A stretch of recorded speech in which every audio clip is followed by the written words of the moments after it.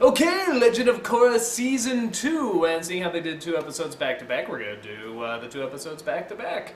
Well, it was presented as one episode, so... Well, no, it's a Chapter 1, Chapter 2, but regardless. Okay, so, the beginning of Season 2, Spirits, and, you know, I swear to God, these guys, for the most part, the creators really do listen to the fans, because, like, all the stuff we were talking about in the first season, like, oh, I wish they sort of fixed this or the changed comedy's back. Yeah, like, they have more comedy, they're going outside the fucking city, they're encountering these spirits that are very colorful and allow sort of this different style of animation. So far, I'm really liking it. I'm really enjoying it.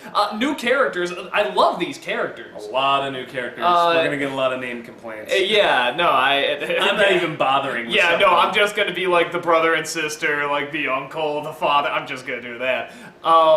It seems like they're introducing a lot more stuff, and yeah, it just seems like everything sort of seems much more, you know, pumped up, and there's more interesting story going on, more sort of intriguing story. And I think we're in the first one, the big focus and interest seemed to be the city. Like, that was sort of like the main, wow, look at this, we're really going to show this off. I get the feeling this one's going to be the spirits. Like, that's going to be the big point where they're really going to show. Okay, yes, really, it's going to be about the spirits. Okay, just saying that loud. Brilliant intuition there, Luke. Okay, I just realized how stupid that sounded, but nonetheless, I like the fact that that seems like that's going to be the main focus for, like, the animation, the style and stuff, because man, we just needed more color and more sort of a fun, diverse visual style, and we're really getting it now. And sort of these new, like I said, these kids, that brother and sister that look exactly alike, I mean, they're hilarious.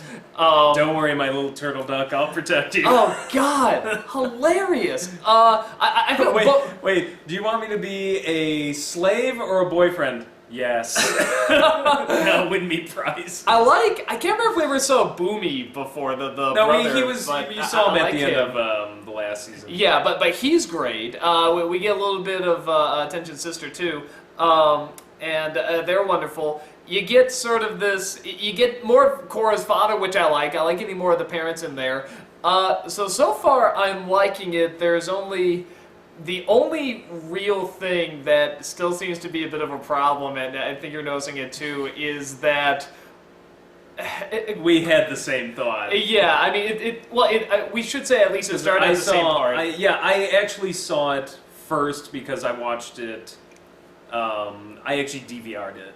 So you were at a convention, so I actually saw it first. So I was watching it a second time with Doug today, and he was saying the exact same things I was thinking when I saw it originally. I was just like, well, thank you. And that's when Korra just looks at Tense and says, maybe I need a new teacher. Maybe, and it sort of very ruthlessly says, you know, I'm bored with you, you're not good enough, and blah, blah, blah. I'm just going to say it. She was a bitch. Yeah, I'm just going to say it up front. We just saw it as like, what a bitch. Yeah, I turned to my wife and I was like, wow, what a bitch. And here's the thing, moving on to another teacher, and honestly, the uncle, who the minute you see him, remember I was just like, I'll be your Tarlock for the season. It's like, which was the exact same thing I thought. I turned to my wife, like, after he uttered all of, like, maybe 10 lines of dialogue so far, and I'm just like, villain. Yeah. And I'm like, literally Tarlock-style villain. My guess is he's going to be a sympathetic-style villain, but still villain. And it's kind of sad because we were looking at,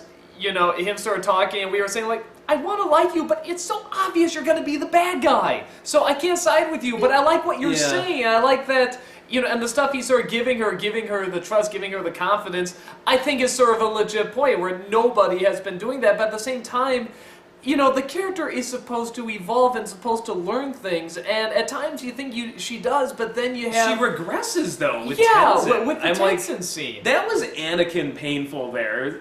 It's Obi-Wan's fault. Maybe I need a new teacher. And it's just like, and I get it. And the funny thing is because she did the same thing to her father, but I get that. I'm like, the father was warranted for the most part. Your father was lying to you this entire time. For years. Kept this from you. Also is a fuck-up, apparently, according to, you know, the whole backstory. I'm like, I get that. I would be legitimately upset and be like, no, obviously the spirits don't like you, you need to leave. But with Tenzin, he was being perfectly reasonable. And perfectly nice. And what bothered me is if she wanted to be kind of stern and say, okay, you know, this is where we need to part ways, that's fine. But he says, it has been an honor serving you, I have, you know, and walks away, and she's just like... Yeah, I'm no, like, what is your it was problem? not. It was not cool. And I'm Yeah. with you that if she said no, it's time to part ways, and even if she's mistaken or not, which honestly, given everything sort of demonstrated, I'm sort of siding with her. Like, no, I think she should sort of go on this journey. Like everything, even though it's probably going to be the wrong move, I understand the Yeah. moves. It's It's like- the attitude I did not like. Yeah, it's like way to make me sympathize with your position, but also at the same time be like, wow, I hate you. Yeah, no, it was not cool. And you get Yeah, like, that one scene just really rubbed me the wrong way. You get a little bit of her snapping at Mako a few times, which again comes around to, I'm sorry, I'm such a pain. And again, it's like, you know, it's like a Again, and I thought Mako was being perfectly reasonable. Yeah, no, I'm like, sometimes it's for comedy. I like, he's like, well, I thought you wanted me to support you. Now you want me to tell you the truth? Like, okay, that was cute. But a lot of those scenes, I'm just like, he's being perfectly reasonable, and you're just like freaking biting his head off. Yeah, and there's scenes where it's like you understand what she's going through. Like, I really like that scene where the uncle says, you know, no, you need to go in alone, I trust you, and stuff like that. And she says, wow, it's so rare, I hear that. And you can sympathize with that, you can understand, but at the same time, it's almost a little too warranted why people don't trust her, because she just does not listen. And again, if she starts off that way and gets better and better, fine, but she's, like you said, she's really regressing. It would have worked had this happened in the first season, but at the beginning of the second season, I'm like, just going, wow, oh. so all of that spiritual journey you had in the first season just seems to have been chucked out the window here, because all of a sudden she's back to the same angsty sort of, I'm gonna bite your head off for no reason, I'm gonna... And I get... I know what they're going for in that they want her to be technically, like in terms of fighting and stuff like that, she's much more advanced. Like, I like how she can go in and out of the avatar state like in a blink, where with Aang it was much harder for him to do. I like how she uses it to cheat winning, you know, little races and stuff. Like, that stuff's great and it's playful and it's fun. Oh. But yeah, why have her be so needlessly mean, especially to someone who works so hard? Do we have to consider the idea that perhaps, not knowing whether they were going to get a season 2 and 3 or whatever, they wrote themselves into a corner and they're like, oh, we totally advanced her really quickly, not knowing where we were going to go with this. Whether we had the option and now just I guess we'll kind of go back to this point and do it again. I don't know. Because I like what you said about with her leaving Tencent, that this could have been done very smartly, very patiently, and very much was showing honor to her teacher. Well, she feels upset after the fact talking to Mako, did I do the right thing? And they hold hands. I'm like, well, there's your emotion. I'm like, why were you so cruel about it to his face? No, so that really bothered me. Yeah. That's your teacher.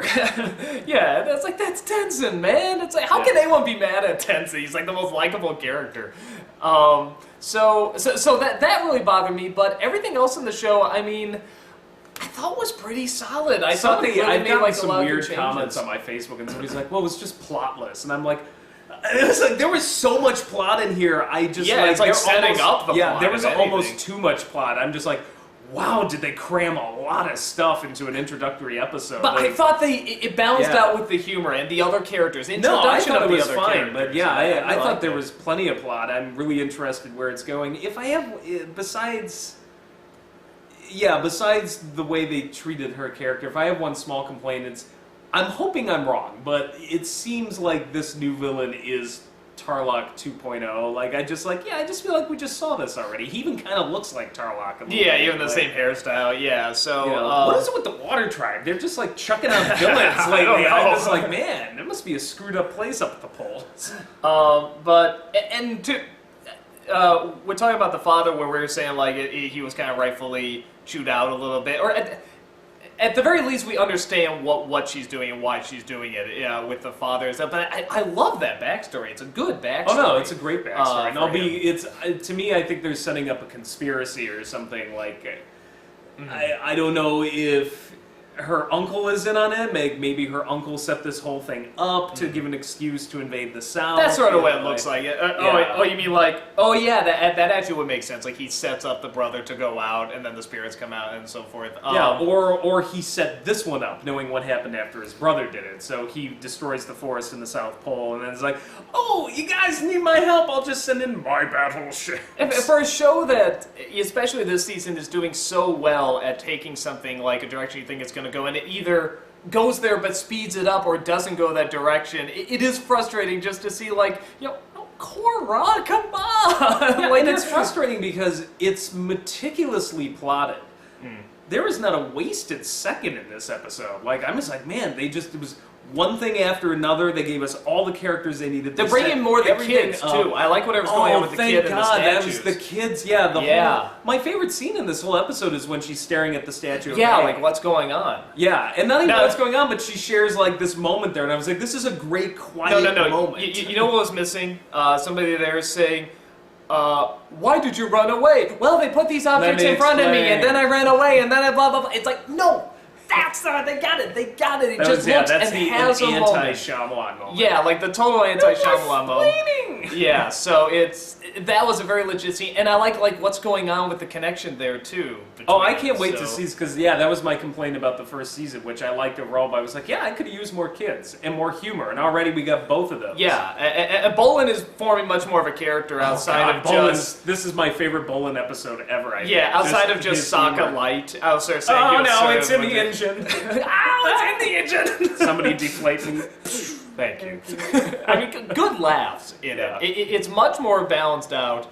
And the last thing I'll say is the spirit world even has sort of this interesting feel, right down to the animation being very different, which I like. It's almost like animation from the first Avatar series, from the last Airbender, which I think is kind of cool. And every new character so far has been really interesting. Yeah. I'm like, I love the Howard Hughes guy that they invited. Oh, God, yeah, I forgot about that character. He's wonderful. Let's do Howard Hughes dressed as Prince. Trying to levitate. I say it's kind of Howard Hughes. I'm forgetting his name, but it's the guy who, like, owns Virgin and stuff Virgin like Atlantic. The crazy, nutty millionaire who does all the eccentric stuff, I think they're going for, I think when they were talking about the movie thing, because at first I was like, it's very Howard Hughes. Yeah, I was like, where are they going with this? He's dressed like Prince, and he's got, like, the thin mustache, and when they did the movie thing, I'm like, oh, it's Howard Hughes. Transportation into movies. I'm like, the time period, I'm like, I got it. Yeah, but I think the eccentricness is sort of more the Virgin guy.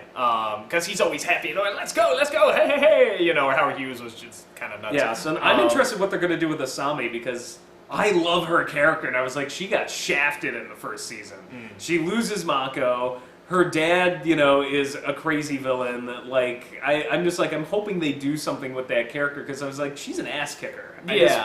So the possibilities seem there. Even the spirit world, I mean, it's like, even sort of has this, it seems like it has this different way of thinking and moving. At first I was a little worried because that first spirit, I was like, is this the ghost of Dizzy Devil? It was like the little purple guy. I thought the guy was cool. I thought he was cool. No, they get like more interesting, and as I got used to the character. And great designs, again, too. I mean, again, just going back to the Avatar show, it's like seeing these great designs again. And different locations, and so it's just to see the spirits acknowledged again, because that was a big part of the original ones. Well, and I get it, like I said, because with the first season, it's very much the technology, it's really boomed, and now this is like, what about the spirits or the Mononoke thing? And it's like, I like that. But we're missing, we're still missing them? What are we missing? We don't got any General Iroh. Yeah. We need the Bossk. We need more Bosco. We need more Dante Bosco. Dante Bosco. They'll have like the exact same. The boss. They'll have like the exact same reveal as last time, like him on the ship. And it's like, and people will still freak out just as much. It's just like, yay, more Bosco. Bask in the Bosco. Yeah, bask in the Bosco. Bask in the Bosco. Nice. So, actually, I was hoping I'd see more of him like in this season. So yeah, who knows, man? Maybe I'll pop hopefully. Up. So so I really like how it's starting off. I like the possibilities. I say, man, evolve Korra, please. Really have her learn. That's the thing. She can still be a tough ass. She can still rush into stuff. She was with the spiritual side, and I thought the way she dealt with her father seemed to make sense. And she said, and I thought it was a legitimate argument. She's like, you shouldn't go fight the spirits. Yeah, but I am the bridge between the spirit world and this is a chance to live up to my potential. I'm like, okay, that's growth. She legitimately wants to do this and help people out and. But yeah, the way she treated Tenzin, I just can't get over that. And even if it is, it's going to be a mistake. The father's going to come back and redeem himself. I mean, they're setting that up. Yeah, but she's going to probably go to Tenzin at some point. And you were right. My uncle's evil. But where the father was called for the Tenzin thing, it did not seem. It did not need to be that harsh. Just have the character learn and evolve. You can still be here. She can still be a tough ass and rush into stuff and still be like kind of impatient. But just make her like, make her learn, some stuff. That's the only thing that's bothering me. But I'm excited for this season. Like it's just a good setup. No, I liked it. I want to see where it's gonna go. It's just that's the only thing that kind of bugs me is that I thought all of these characters are great. Even Mako with the Caruso moment there, just Good thing the police are here. Yeah. And he even has like the lines and stuff like that. I thought that was cute, honestly. Yeah. So overall, I think even Mako's improved a bit, and I thought he actually was the weakest thing in the last season. But that's my only disappointment. I'm like, when I have to look at this, go, all of these characters are great. Well, Korra's okay. Yeah, it's called The Legend of Korra. You think you'd get that pinned down perfect? So, yeah. But we'll see where it goes. So good stuff, and we'll just keep them coming after every episode. Hopefully sooner than we did here, because like I said, I was at a convention. But Friday night, next one. Be there this time. Watch it. Yes. Hopefully I'll get them out as quickly as possible. We'll see you guys at the next one. Take care.